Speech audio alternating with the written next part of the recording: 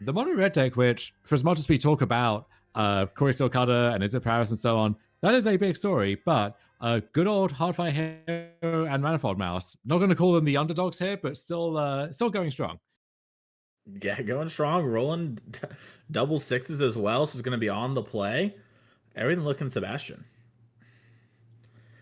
So I think an interesting thing about this to me, Dom, is obviously not we don't expect Izzet Cutter to be the only undefeated deck, right? We have players, for example, like Misplaced Ginger who are playing Izzet Cutter who are 2-2 on the weekend. It's not going to win all its rounds, but we are seeing, like when I look through the standings, Izzet Cutter, it doesn't look so far to be so unbelievably unbeatable this weekend.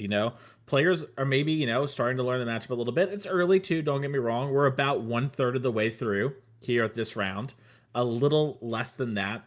But it's looking like players are maybe kind of getting the number and learning the matchup a bit. It has me interested to see sort of what the future of Standard holds. Yeah, it's tricky as well because you think of a deck like Mono Red, right? It has a clear focus plan, but it has one plan. Whereas Cutter, if I ask you how's your Izzet matchup, you can give me an answer which is sincere and thoughtful and truthful, but also really has no relation to how if I play against a totally different Izzet list, how is that going to go for me, right? If you're on the aggressive end of the spectrum, I'm on the slower end, or vice versa. Maybe I have a different set of cycle plans than you, or I'm just playing the matchup differently. Like all of those things can really warp your perception of how the matchup goes. And I think late on day two, you're going to see you get paired against this murderous row of good Izzet players. That's where if you beat them, you get to say you have a good matchup. Otherwise, not so much. Fair enough. As we are going to see a fast start here so far, we went Monsters with Spirit into Emberheart Challenger, and then land for Jake. Sebastian with some nice gurus. As we are going to see Manifold Mouse on the stack, going to get lost before we go to combat. And does it? Should we infer that he has 18 of those bad boys? I think so. I like the style. I was gonna say we got the fancy Apple Watch. We got the nice thing here. Sebastian's kind of strutting a little. Now only attack for 3 here. No land to activate any value or anything like that. But the nice part about maps is we'll help find those lands and not have to actually draw them. As I think it's a Shinko. It could be wrong.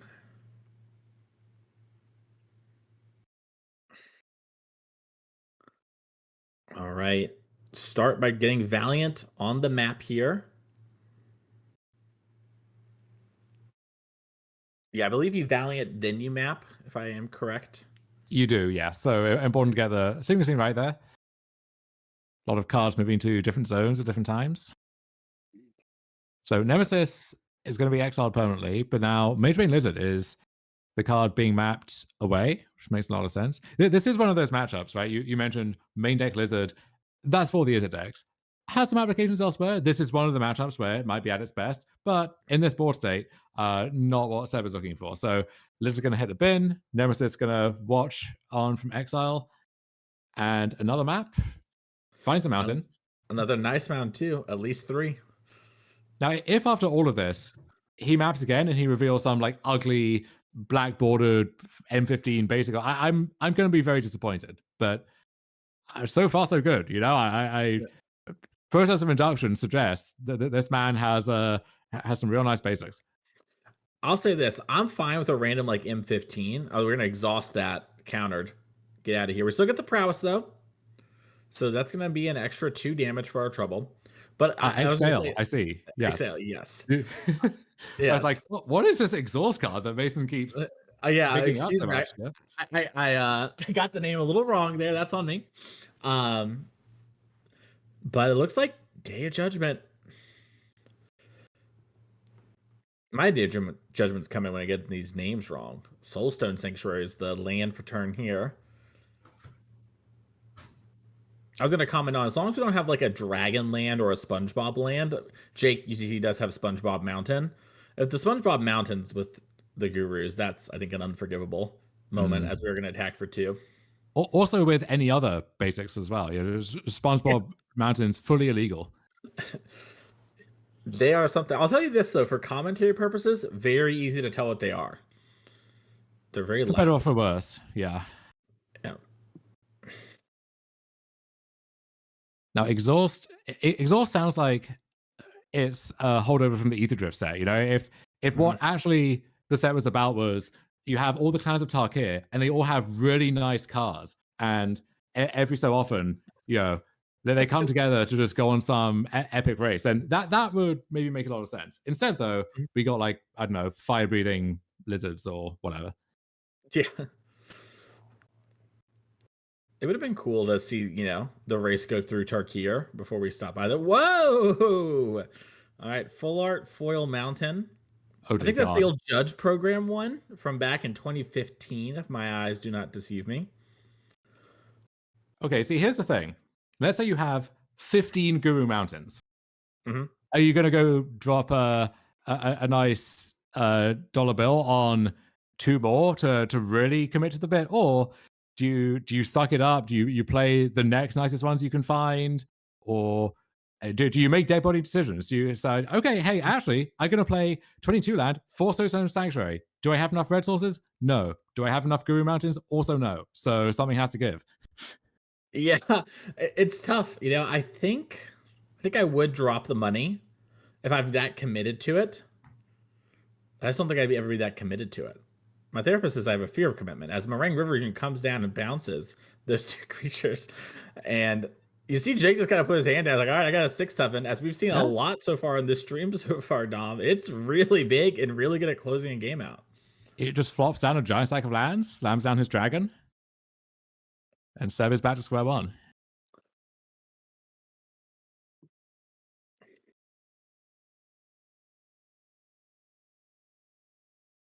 All right.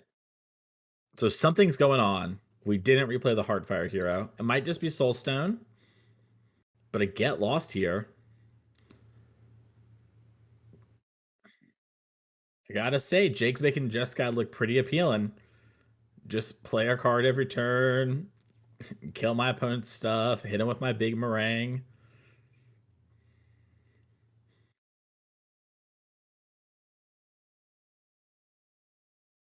All right, we're gonna Temple get down. And now Jake can feel safe enough. He can start going on the offensive. Yeah, here we go. Meringue and the Fish can coming in. Shiko is back on D. yeah, that's for 7. I think we almost have lethal next turn. Yeah. All right, we're gonna animate the Soulstone. No Torch the Tower bargained or anything here.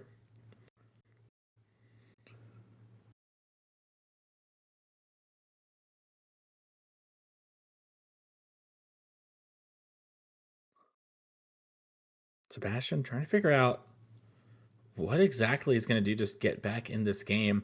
Does have a Manifold Mouse, and if he can combine that with a Monstrous Rage, that's lethal if unblocked. Really shows just how much power this deck has. Can also map onto the Soulstone Sanctuary. Yeah, I mean, getting through effectively 15 toughness, right? 10 points of life plus 5 from Shiko. It's not an easy ask, but I mean, the moderate deck can do it. Yeah. I mean, if you like get both your maps off, that's pretty close. All right, there's another. Oh, we got 2 of the Judge Mountain. Hideous. That's. I was gonna say if you had one because it's like something your friend or your partner gave you or something, I could see it. And it's like I always play this one or whatever. But the second one better be a good reason. Those are Find someone who will buy you the missing Guru Mountains that you deserve. Don't settle for less. so we attack the Soulstone and then we use it to pay for the Witchstalker Frenzy. Which with Double Strike, Jake is down to 3. Yeah, so we're now in territory of kicked burst lightning, lightning strike, even screaming nemesis would be a pretty big issue. But lots of life gain in the Jeskai deck to counteract that. All right, temporary lockdown. It's gonna clear up the maps. So No yeah, Sanctuary should not be under lockdown, so we can get yeah. that addressed real fast. Production, stop them. That is famously a land, as well as a mouse, a moose, an elk, Yeah, vampire, temporary lockdown badger. does octopus is not Armageddon. Although, what a card that would have been. I That would be mean, nice. I feel like we forgot that this is a okay. There we go. We had it back there. Yeah, this is lethal. And hold up. So Jake, yeah, attacks. I think really game losing misstep there, thinking the Sanctuary would be swept up. He'd have the get lost for the other one. Instead, two lethal attackers there, one removal spell. Jake leaves himself dead on board. So not a great end to game one there. Yeah, that is a really brutal one, and it makes you think back to the fish attack. I liked it the turn prior, trying to set up lethal, but maybe a little disrespect for the Soulstone Sanctuary. And speaking of some disrespect, let's look at the disrespect they did to Manifold Mouse here as we pull up the deck list on the screen. God, you like that one, Dom? It's just why? How? It is interesting because it's clearly. I mean, like, obviously It's this is the thing trying that. its best. Yeah, like it's a melee and it's like a code pulling thing, right? Like it clearly thinks that's the right manifold mouse, so it auto generates the image. But why? That's the part I don't get. Like, is there not some, like, can you not write code that says like bypass the token clause? I don't know. Twitch chat, let me know. I'm a Labs software developer. I can say easily avoid it if you put your mind to it. But we may do with the tools we have, you know?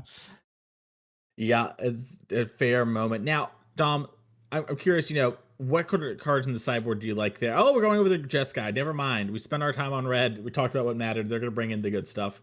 Looking at the Jeskai deck here, is anything in particular jumping out to you? Is this a matchup where Zergo and Urjitai really shines? Well, of course, it's a matchup, you know, just get that in there and go to town. Mhm. But no, I think a matchup like this is basically the cards you would expect, right? So authority, extra removal if you have it. Tidebinder is actually maybe the most surprising card that could come in Mhm. just as another answer to Sunspine Links, which is the what a lot of the late games will be about. But Mhm. for the most part, this is a lot more straightforward than against Is It, right? Where like you got to plan for the short games and the long games and everything in between, and the specifics of their list matter a lot. Against Mono Red, you kind of know what they're up to at all times, and their list is the same as any other list. It's just good old Mono Red. So Mhm. you get the cards you know are good against that, and then from the red side, it's kind of the same deal, right? You have your four linkses or whatever, your cases, which are for the control decks. So uh, you can have some Lithmanic Barrages too. Just kill Beza, kill Shiko, help get your stuff in further. But for the most part, it's going to be pretty straightforward. Fair enough. Looking over here, back at Mono Red for a second as our players are still shuffling. Get Case of the Crimson Pulse is pretty great. Sunspine Links is pretty good. Lots of big burst. We saw in the past round, Lithuanian Barrage came in to answer Bezas and Boonbringer Valkyries. We could see that again. Lots here. I love Case of the Crimson Pulse, by the way. Dom. Yeah, it's one of those classic mono red sideboard cards, like Experimental Frenzy. You know, these things that Mhm. if your opponent's just loading up on like life gain and removal, hard for the average mono red draw to plow through that. But you can just change the terms of engagement with these wacky enchantments to just feed you cards 10 out of 10. Mhm. All right, Jake. Double checking the sideboard real quick, making sure we have 15 cards.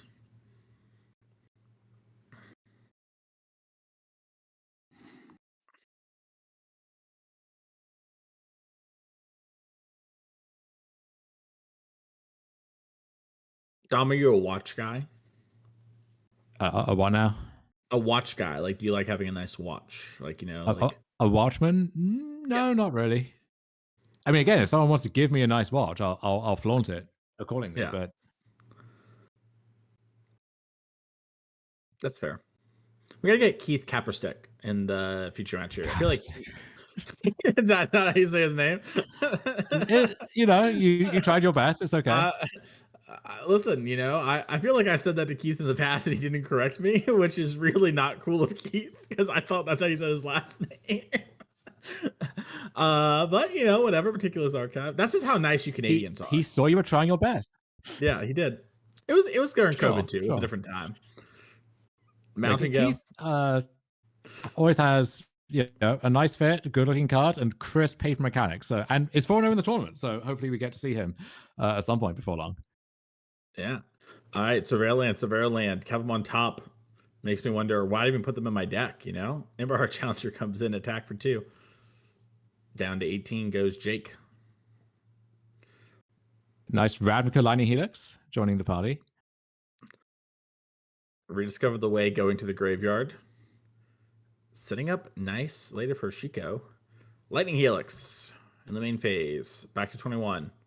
I like this. Make I, it choke. I'm it's reassuring seeing Lightning Helix, right? Because when the card was reprinted in MKM over a year ago, it really took a while to make any impact at all. And the thought that a card like that was so strong and also so iconic would be power crept out, it was disheartening. So actually seeing it come up again in these control decks, you really do love to see it, especially if it's a Ravnica one and not an ugly, any other edition. Definitely true.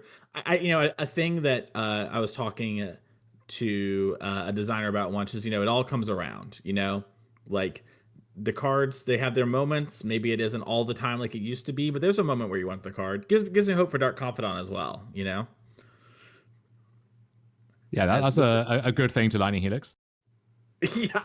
It's a good thing the Lightning Helix them. They flipped Unholy Annex to Goose. Lithomanic Barrage was the draw for turn. Looks like it was just in time, too.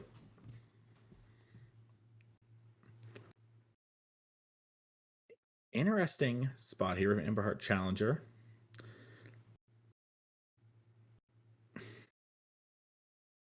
Attack here for 6. As I've grown older, Dom, I've really come to appreciate these red decks more and more. In my youth, maybe I play a red deck, probably not. I got my blue cards, I got my black cards. Nowadays, I just, and maybe the mice just, they give enough quote unquote agency to gets me hooked, but I just really love it. Yeah, there's not enough time in the day to go to time in the round, Mm-hmm. And people keep telling me there is still time. Don't believe them.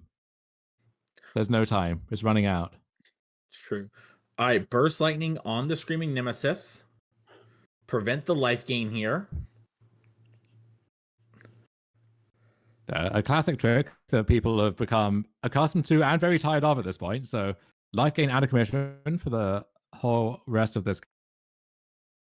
Yeah, and it's kind of an interesting moment too. I wonder what Sebastien was thinking about when he came to holding, because you could have the turn prior to push an extra damage with the Emberheart. Not that it's like clearly the best play ever, but just is interesting. As oh my goodness, Screaming Nemesis in to attack everybody. Witchstalker Frenzy takes down the Beza, and there's 2 fish in the way.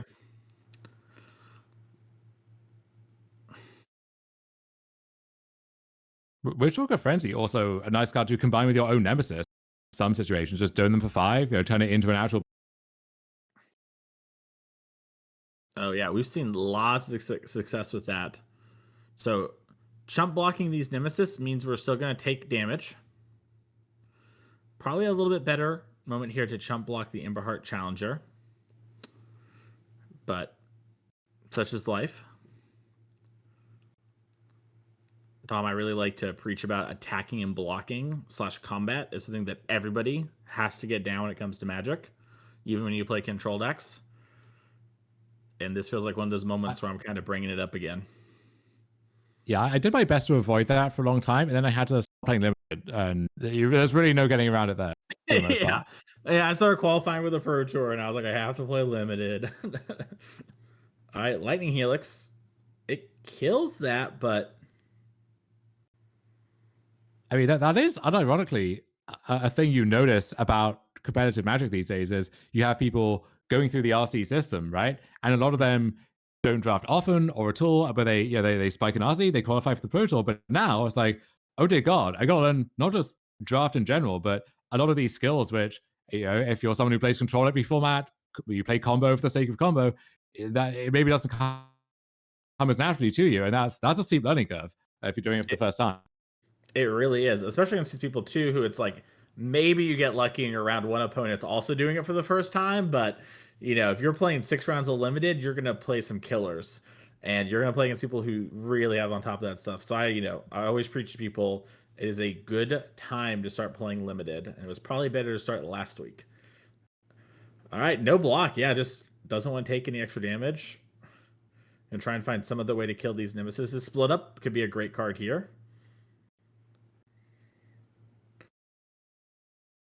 Jake finds Katsul Flanker. Doesn't do much when we can't gain life. But what if you need to exile graveyards, Mason? Yeah, that's true. Hypothetically, of course. Yeah, I would never do it personally. Stocking up.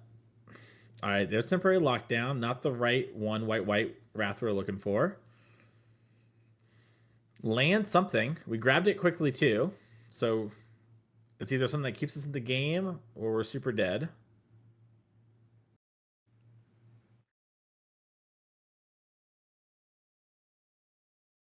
All right, it was temporary lockdown.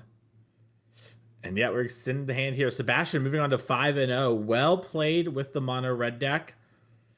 Tight spots in there, but was able to navigate to victory. And also just kind of, showed why this deck is still something that people play, despite prowess sort of being the talk of the town.